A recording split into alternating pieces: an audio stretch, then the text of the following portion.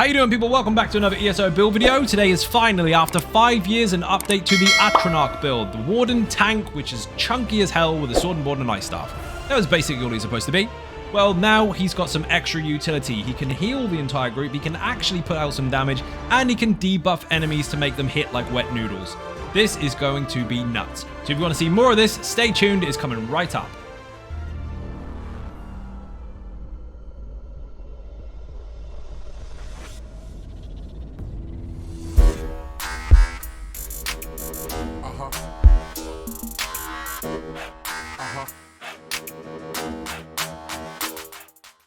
So first of all, we're going to get into the stats. All the rest of the stuff is coming shortly, don't worry. We do have a class guide on the channel if you want to take advantage of that. And of course, some of the changes along the way will be explained in the video.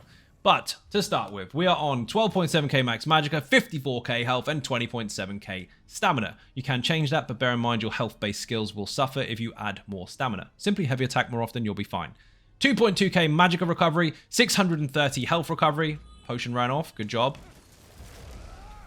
And we're on 858 stam recovery. Stam recovery is only going to be applicable while we are not blocking, but it is a benefit nonetheless. 3k weapon and spell damage, which is meh, we're a tank, doesn't really matter. 23.4% crit chance. That is actually quite helpful. We will heal a lot and we will damage a lot, depending on what we're up against content-wise. And our pen is quite low. We're not built for damage, but we do have some, so we've taken the base penetration values that come with the champion points. We also have 30.9k resistances on both sides on the front bar, and then we have 31.2 on the back. Bear in mind, obviously, if you have minor resolve in your group, that will give you the capped resistances. Easy peasy. 64 points into max health and max health, max stamina food. That is basically 5.3k max health and 4.9k max stamina. That there with 0-0 is a bug. We are using the Atronach Warden to give us 310 extra recovery on top of everything we've already got, so that will keep our utility skills nice and active. So now we're going to get into the skills. Again, this is in the class guide as well, and some things have changed, which will be in this video, of course, but the class guide will go over everything in full detail, so you can cross-reference what has and hasn't changed there if you want to spend more time learning about how they all function. I'm going to go over them briefly, though, nonetheless. So, Blue Betty, obviously, in the Animal Companion skill line, starts off as Betty, morph it to Blue Betty. This was changed. This actually lasts 25 seconds, is free, and gives you major brutality and sorcery while it's active.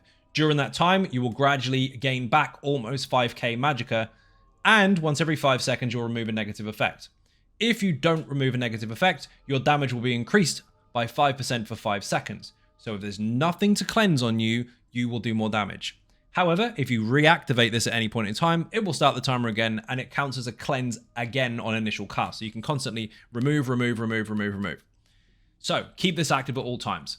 Next up is Arctic Blast. This is in Winter's Embrace. Third ability unlock starts off as Arctic Wind, morph it to Arctic Blast. Now, if you want to use Polar Wind, you can, of course, take advantage of that, and that will give you a big heal whenever you use it, and it will heal somebody else. This version, however, only heals you for a small amount, because it's based off of higher stats rather than higher health, if you don't hit something with it. However, we're taking advantage of the damage because every single tick can apply a chilled status effect at a higher rate than most skills, and of course after 3 seconds enemies can be stunned. This is your CC, it's your extra damage, this is your minor maim in area of effect because that is what chilled does. At the same time, with that being almost guaranteed for us, that's going to double stack with the benefit we're taking from the back bar. We'll go over that more when we get to the Destro stuff. So make sure you maintain this at all times. Pierce Armor is of course your main taunt. Basically, you stab the target and for 15 seconds it will only attack you unless the mechanics say otherwise. Also, you'll apply minor and major breach, removing almost 9k resistances from the target, allowing your group to hit the enemy harder. Bear in mind, while this is cheap and easy to apply, you must not let this run out. If tanks let this run out, the enemy runs after other people if they're unlucky. If you let this run down to 1 second left, you are risking far too much. You're not a very good tank if you are deliberately doing that. You could get stunned, you could get CC'd in some way or another, knocked back, or you might have to do a mechanic where you have to run around the room. You have let the boss go free. So to be safe, overlap this at least once every 10 to 12 seconds. That way that gives you time, and you don't overlap it too quickly to just burn through resources unnecessarily. Next up is Shimmering Shield. This is in the Winter's Embrace skill line as well. Absolutely broken skill. 4th ability to unlock starts off as Crystallized Shield, morph it to Shimmering Shield. Activate it and it will give you a damage shield versus projectile damage only. However, you can absorb up to 3 of them. Each time you absorb a projectile, you'll get 2 ultimate and gain major heroism for 6 seconds, granting you massive ulti regen. So if you see something firing at you, activate this. You'll defend yourself against it and generate ultimate very, very quickly. Don't use it all the time, only when a projectile is present. Now, if you're in a fight where you know there's no projectile damage whatsoever, you can of course swap this out for Bone Shield. And quite frankly, this is very easy to maintain. You just heavy attack and keep up taunts and just use this when you want to. Big damage shield based on your maximum health, and the group can take the synergy as well to give them major vitality and a shield. So bigger heals and a shield to protect them. They have to be close quarter though. So that's a swap out. Now, Budding Seeds is next. This is in the green balance skill line. We have taken advantage of this for a very, very specific reason, and that is to do with what we're doing with the sets, but we'll come more to that later. I know there's some clever people in the chat that have gone, hey, I know what you're using. Just wait until we explain it. This gives a rather substantial heal to you and your group in area of effect, and a decent heal every 1 second. This does generally scale off of weapon and spell damage, whichever one you pick, and stamina or magicka, again, whichever one you pick. So highest offensive stats. We don't have a lot of those, but it's still a good heal nonetheless, and we can crit. 23% crit chance for a tank is pretty good. This is going to help. And it's bigger than our main heal we would normally use here for the time being, because this one only heals if there's no enemies. Now, the trick to this is to place it on the ground. While it's there, it will heal over time. If you reactivate it, you'll claim the heal for everyone instantly. So you can kind of double pop it. You can place it and then fire it straight away, or place it and leave it to run out. Group members can also take the synergy and take the heal earlier, which is really, really bloody helpful if they need to, and then you can kind of pop on top of it. So it's a delayed heal that you can control or leave running. Again, this will be more helpful and it will make more sense once we get to the gear. Enchanted Forest is the very, very cheap ulti from this skill line. 85 ulti for us based on race, but it's 90 normally. This lasts for 6 seconds and heals dramatically, very, very fast inside area of effect. And of course, anyone that was low health when this was cast will give you 20 ultimate back. So in execute phases, where there are situations where people will need to be healed a lot because they're taking too much damage, you can apply this over and over and over and over. The initial landing is a burst heal, and then the rest is heal over time. So you can spam it, basically. That is mental alongside this. You can put them both down at the same time, and if you're getting loads of ulti at once, you can kind of either stagger them or just stack them both. Now, Lotus Blossom is in this skill line as well. Activate this and you will get 60 seconds worth of Major Prophecy and Savagery. So that's why our crit chances are up so high. 1 whole minute of it. Every light or heavy attack that you do will give you health back. So light attacks obviously are essential. Heavy attacks get you resources back. You get a heal as well, and it can crit. Really simple stuff. Blockade of Frost. This is the Destro Staff Wall of Elements, but it's the longer version, not the explodey version, because we don't need to spam this. We just need the duration for our procs from our weapon glyph and our other benefits. With this being the ice version, because it's an ice staff, you will do damage every 1 second to all enemies caught inside of this, but you will also apply a damage shield to you and your group for projectile damage. And chilled enemies inside of this will receive minor breach, and their movement speed is reduced. So, with this being fired on the front bar, constantly applying chilled, while they're inside of this wall, they're guaranteed to have breach on them. So you're lessening the damage they can do and boosting the damage you do to them. Bear in mind, if any enemies are chilled inside Wall of Elements while you are holding an ice staff, or any other skill while you're holding an ice staff, you will obviously be able to take advantage of Minor Brittle. Minor Brittle is not essential for this build because there's many other ways to get it in the game, but if you do happen to swap to your ice bar at any point in time while you are chilling the enemy, you will apply that debuff at that point in time. Technically speaking, based on the way the build is made, we don't actually need that because we've got something even better. It does stack with something even better, but most situations this is going to outperform that anyway. And of course, again, remember, you can bring that from somebody else in the group. Remember, when you design or create or put together a build, unless you're playing as a solo player, you are designed to be part of a team. Not everyone can use the same stuff. So when it comes to people shouting, oh, why don't you use that skill? Or why don't you have that weapon? Or why don't you have this set? Consider the fact that you're bringing what you can bring and someone else can fill the gaps. Anyway, next up is Expansive Frost Cloak. Very simple. This is a resistance buff for you and the entire group. Lasts 20 seconds and it has a 36 meter radius and area of effect as to where this is applied. So people way out there in the back can still reach this. Everyone has a way of bringing major or major resolve to themselves from their class skill line, but now they don't have to swap that skill because you can bring it for them. They are relying on you, so obviously you have to maintain it, but you can apply it to the group. Now, bear in mind, the other version of this does have a smaller radius and provides minor protection, but that is not going to be as useful in really large fights we have to run around a lot. So this one I would preference overall. However, if you are in a situation where you have another warden in the room, for example, the Hisskeeper healer build, or you just have someone else firing this off anyway, then of course you can swap this for something else, i.e. a range taunt or anything to your liking. Next up is your main pull. Now, lots of people do like this and lots of people do not.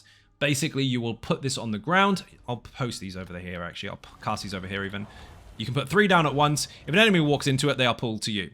Very different way to pull versus Silver Leash, which of course you can choose instead if you prefer. But if you can get to grips with this, you can preempt them. If you know there's a spawn here, you can place it, and then just by doing your stuff here, it will come to you. When it does, it will be debuff with minor maim or major maim as well.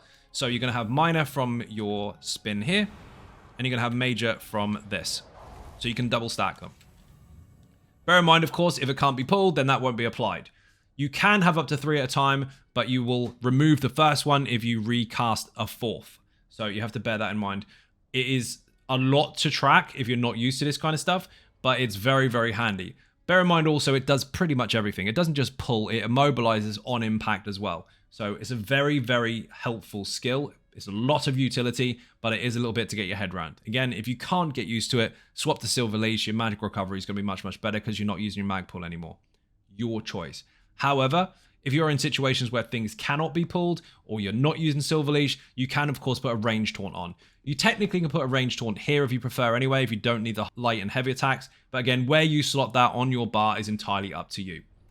Next up is Gripping Shards, Winter's Embrace again. Drop this on the ground, it will immobilize enemies around you, and of course do frost damage based on your maximum health. The higher the health, the better, and has a heightened chance to apply chill. So if you are using your wind, and your shards, and your wall of elements, pretty much everything in there is minor breached and minor maimed. Job done. Now, ultimate on the back bar, Permafrost. Really simple, this is in Winter's Embrace as well. Activate it. Anyone caught inside of this will get major protection, reducing the damage taken by 10%. You will snare all enemies by 70%, and you guaranteed applied chilled status effects. This is absolutely bonkers because chilled does do damage. Obviously, you're on the ice bar, you're guaranteeing minor brittle if you need it. And of course, if you did go into the Infinite Archive, you're actually doing damage. So focused efforts is mad. Anyway, protection buff, Healy buff. If you want to swap the ultimates, it's up to you. Remember, Shimmer and Shield can be swapped with Bone Shield if you prefer, and any of these on the back bar, apart from Wall of Elements or Grip and Shards, I would assume would be better for you to be fair, can be swapped for a range taunt. So Resistance buff if someone else has already got one, Pull if you don't like it, if you don't need a pull, and of course you could swap Lotus Blossom if you don't need the light and heavy bonuses to your heals. You might already have that covered. So it's a bit of a swap around as to which one will benefit you at the time, and of course different situations warrant different choices. Up to you, however. Now let's get into the passives. So again, these are in the class guide, but some of them changed. So, anytime you end one of your animal companion skills, i.e. it has finished, or you recast it and start another one, you will heal. So Blue Betty is free, spam it, you get loads of heals. When you cast an animal companion's ability while in combat, you generate ultimate once every 8 seconds. So again, that's free, reuse it. Increases your mag and stam recovery just for having an ability slotted. That is easy. It's on the front bar. We don't have any on the back, but we do on the front, so stay there. You'll get the highest recovery bonuses. And increases your critical damage by 4% for each animal companion ability slotted. That one's a bit meh, but we'll take it anyway. We have it on the front bar. Green balance, you are going to want all of these. When you heal yourself or an ally under 40% health with a green balance ability specifically, you will gain major mending. So our healing is already really, really high. Got good crit chance. And if they have low health or you have low health, you will get major mending, meaning the rest of the heals you do for the next 4 seconds will be stronger. When you heal an ally with a green balance ability, you gain 250 magical or stamina recovery, whichever resource pool is lower, so that'll be magic. This effect can happen once a second. That is going to be phenomenal for your recovery. Increases your healing done with green balance abilities slotted. We've got 2 on the front bar and we've got 1 on the back. And when you activate a heal on yourself or an ally from any source, you will get minor toughness, and so will they if they were healed too. They don't have to actually be healed, they can be overhealed, but it increases their health by 10%. Winter's Embrace, very important, obviously. Increases your chance to apply chilled status effects by an extra 200% of the base, and increases its damage by 478. The damage increase scales off of your highest offensive stat. So the more offensive you were built, the stronger that would be. You can make chilled hit really bloody hard. Increases your physical and spell resistance by 990 for each of these skills slotted on your bar. Front bar, we've got 119. Back bar, we've got 39. The back bar, we don't have a defending weapon or anything. We are infused, so we are lacking some of those defensive bonuses since we don't have a shield. But that has plugged the gap because we've got them slotted on that bar. Front bar, nice and easy. We've got a shield to cover the loss because the resistances on a shield is about 1.7k, so that actually does work out. Reduces the effectiveness of snares applied to you, and when you deal frost damage, you are granted piercing cold for 6 seconds, up to once every 4 seconds. You can have infinite uptime on this. Piercing cold increases the amount of damage you can block by 12% if your health is over 30k, which it is. Or, if it's lower than that, you increase your damage done by 8%. So the squishier you are, the harder you hit, the stronger you are, the more you can take. Now, sword and board, get every single one of these. You can go through them in your own time if you prefer, but basically reduction to cost for blocking and ability cost, mitigation bonuses, obviously, and you also are faster while blocking. Destruction staff, same mitigation bonuses, of course. You've got the reduction to cost for blocking, and you reduce the amount of damage you can take. You have extra status chance while on that bar. You get magicka back if you get a kill on that bar with a destruction staff skill, or if you get hit in the damage shield, and above all, if you heavy attack, you get a damage shield. So while getting resources back, you are protected. Bear in mind, when you're on this bar, you block with your magicka bar instead. So you can take a couple of hits here with really good mitigation and resistance bonuses, but don't stay there too long because obviously you'll burn through your resources. This is a high recovery bar, not a high resource bar. So we utilize it while on the sword and board as much as possible for skills. And then if we do get in trouble, we can take a couple of hits here and there. It's very, very useful to be able to balance your stats like that, just in case you get in trouble, but don't stay here holding block and wonder why your skills won't fire. Magicka will stop recovering if you're on the ice bar blocking. Stamina will stop recovering if you're on the stam bar blocking. Heavy armor, get every single one of these passives. We've got health recovery, or health received even for heals. We've got resource return from heavy attacks. We've got resistances. We've got health bonuses. We've got all sorts. Get them all. I don't recommend 511 with light and medium because the extra passes we get from here, we lose too much from here. It was better to be full heavy on this particular build. Undaunted, obviously. Every synergy you take, you'll get resources back. Take them all. Don't leave them on the floor. And of course, 2% bonus to all resources for having one type of armor. Yes, I know you can get more if you have more types of armor, but you sacrifice two bonuses of the heavy armor passives in place of light armor and medium armor, which we don't need.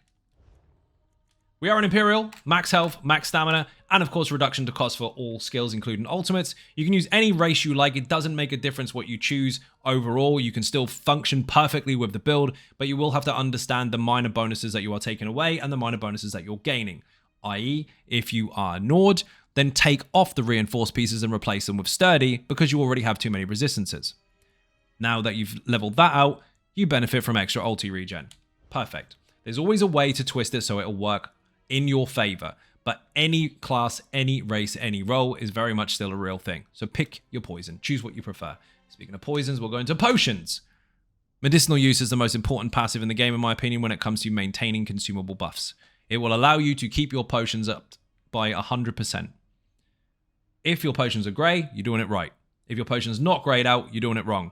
Don't be greedy and try and hold on to potions for as long as possible. They are part of your build. They have constant recovery bonuses that you need to take advantage of. It's no good you saying that your build is underperforming if you are not consuming your consumable buffs. They must be always active. People misunderstand. They think potions are to pop and have a big resource burst.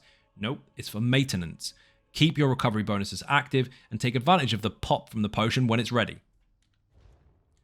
Now we're going to get into the gear. Now, if you like the previous version, great. However, you are going to have to swap a set out. Legion is still on the build, obviously, all over the body. So chest, hands, legs, and feet, or you can go with the jewelry if you prefer. Up to you. But you want healthy on all of them, obviously, and you want reinforced chest alongside sturdy everything else. Basically, if you get damaged, poison will go underneath the target. Every 1 second, you will do damage and receive a heal based on the damage done. And then you have heal and receive bonuses, which inflate it even more. So you will heal every single second that you are taking damage. The more enemies caught in the cloud, the more heal you. It's insane. It's been like that for a long time. Solid set. Can't really argue with it. Also, we have Gardener of Seasons. Now this set is going to take some explaining, but stay with me. Basically, you have Herald of the Spring as a buff with you at all times. Your green balance overheals allow you to apply minor heroism to you. So if you overheal yourself or others, you will get minor heroism. However, casting a healing ability, so Lotus Blossom actually counts as green balance. You can light or heavy attack and over heal and take minor heroism. But activating it isn't a heal.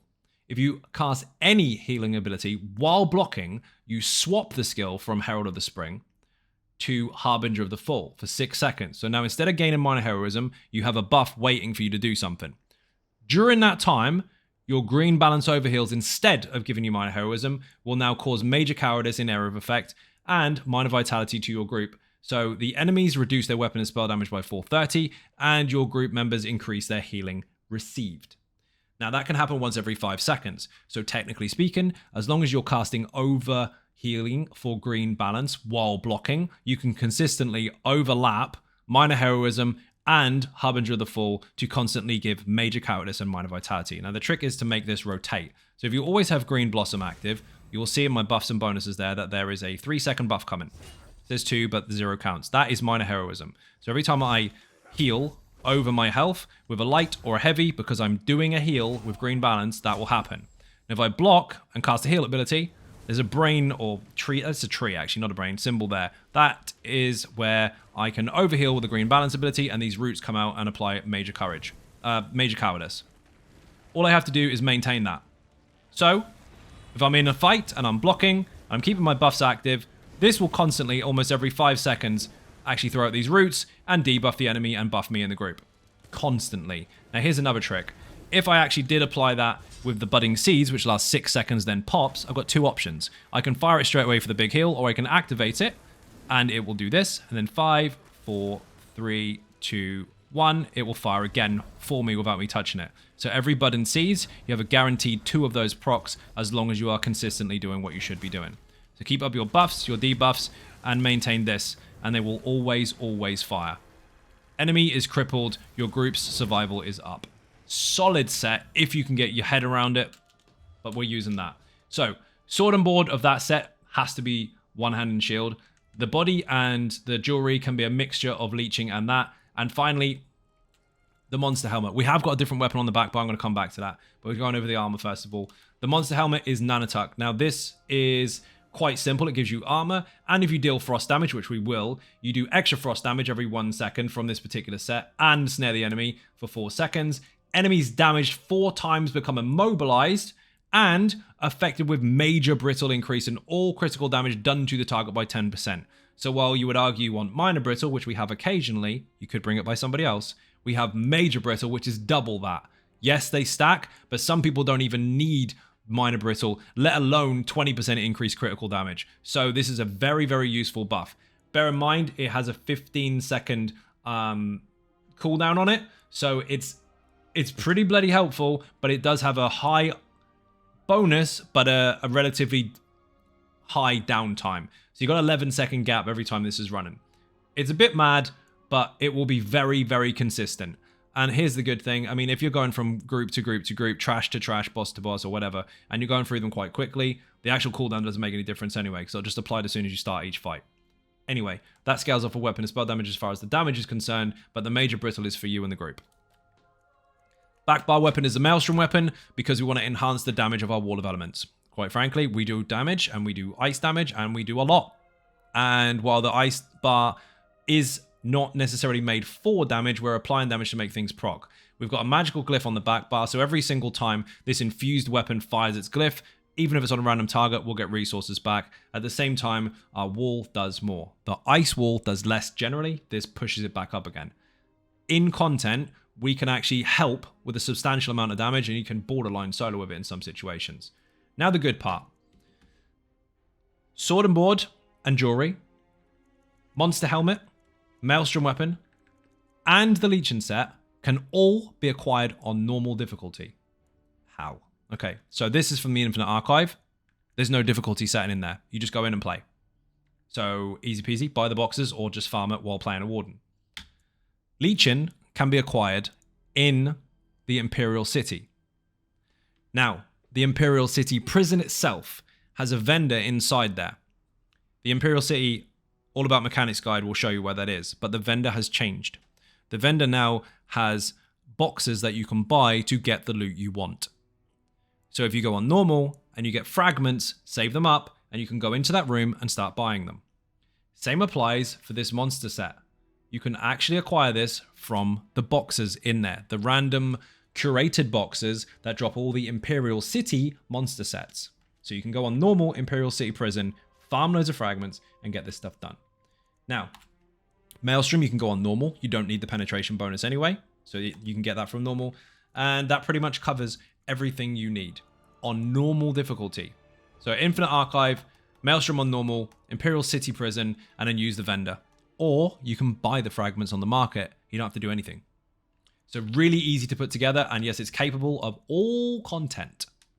And I know there's a couple of shit canoes in the comment section going, not even hard modes. Yes, everything that you are capable as a player of doing, this will do. Now, champion points. This hasn't had an update for 5 years. It hasn't even seen these champion points. Quite simple. Yellow ones are passives. Get them all as soon as you possibly can. Obviously, pay close attention to the status effect bonuses because that is going to make a difference to your overall build. But the main ones you want are here. Get your mitigation bonuses and get Ironclad, not Resilience, Ironclad. That is the wrong one. Fix that. Nobody saw that. Then you want Jeweler's Rebuff, Enduring Resolve, and Unassailable. Those are your 4 slottables you need to take advantage of. Simple as that. Red ones, very simple also. You have these 3 that don't need any prerequisites. So you've got Recovery, Armor, and Health. And then if you go all the way over here, you've got another health bonus. And you go into here, we've got Bracing Anchor, which gives you huge damage mitigation when you're blocking, alongside the stuff we've already got from our weapons. Obviously, you can use other variants of these slottables if you prefer, but those ones are actually pretty damn solid. Green Tree doesn't actually matter. I normally go with Treasure Hunter, Rationer, and Liquid Efficiency. This one means you could use a potion, but it doesn't actually consume it, so you still get the bonuses, but it doesn't actually leave your bag. And this one will make you run faster if you're not in combat, so it is helpful. This one here makes your food last longer. It's cheap shit anyway, so it doesn't really matter, but I use that. And this one, obviously, higher quality items from chests and stuff. Those are the 4 that I would recommend. But its quality of life doesn't make a difference really in combat.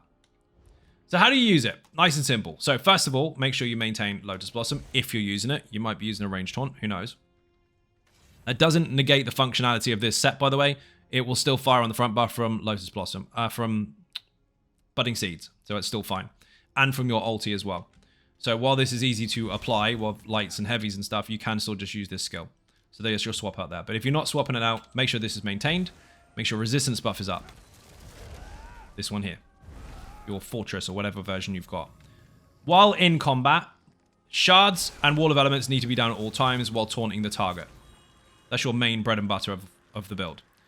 If you can introduce Arctic Blast, that would be great. And maintain your Blue Betty. So technically speaking, plant your feet with your 2 dots down. Stab stuff and make sure they're close. And keep your heals up. You'll notice here that my recovery, while having a low bar, the recovery is something that we've utilized a lot. And I basically, while spamming Budding Seeds, cannot actually run out. I'm spamming the hell out of that.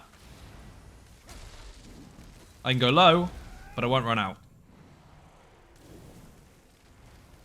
Now, obviously, I don't want you to spam abilities. You need to maintain them. Very important that you do that. But it's really easy to recover your Magicka as long as you're not sitting there on the back bar. You've got multiple ultis that you can choose, but the 2 we've chosen is obviously Permafrost and the Enchanted Forest. And that will constantly fire the roots from the Gardener set as well. So, dot, maintain resistance buffs and your Betty, and then just keep up your stuns and stab shit. If you get in trouble, obviously you can put your shield on if you've got projectiles, but if not, it's up to you. Now, fashion, I guess. So, we are taking advantage of the Blind Mask. That is actually a monster set style. Then, how do I say this? I'm not going to do it. Not in one video have I tried to say it. I'm not going to. The whole set, apart from the belt, which is nothing. Actually, that's the regular belt that stays as it is. The whole setup is the same heavy Dwemer, whatever the hell it is, motif. Now, the sword and board are the... I'm not even going to say these Dwemer names. This one, you can see it. Look at the screen. See that? That one on the sword and board and the staff. Same one. So basically, we've got this really ancient, over-the-top, dramatic Dwemer setup. Now, the color, of course, is... Where's it gone? I've just now changed the color. That was silly. This one here. Which is Welkin Blue for Spirit of the Bosmer achievement. Use that and any black you like to kind of fill in the gaps. That will all be on the website anyway. Hopefully that was somewhat insightful. No, I'm not going to pronounce those. I'll never get it right. I think you have to sneeze and just say the first letter and then you'll get it right. Anyway, people, hopefully that helped. Hopefully that wasn't too boring. Hopefully you're now excited for this new update after waiting for 5 whole years for one. And of course, if you're not subscribing, hit that button. It is free.